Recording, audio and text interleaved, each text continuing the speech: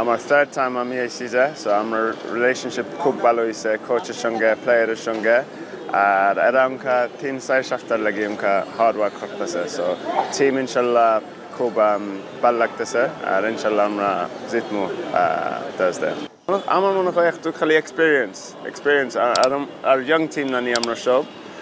so আস্তে আস্তে করে এক্সপিরিয়েন্স লইয়া আমরা ইনশাল্লাহ সাকসেসফুল টিম হইতে পারবো Hong Kong different challenge same challenge আমরা মনে হয় আমরা বিলিভ করি ডেফিনেটলি আমরা উইন করতে পারবো so we need to stick to the game plan and ইনশাল্লাহ উইন করবো আর আমার স্কোয়াড খুব ভালো আছে সো ইনজুরি হইলে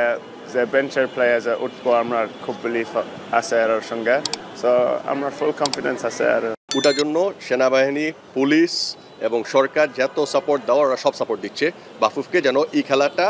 as well as in every games in the future যেন সাকসেসফুলি আমরা ওভারকাম করতে পারি যেন দর্শকরা ফ্যান্সরা যারা খেলা অনলাইনে দেখবে বা লাইভ দেখবে মাঠে যেন ওনাদের কোনো ভোগান্তি না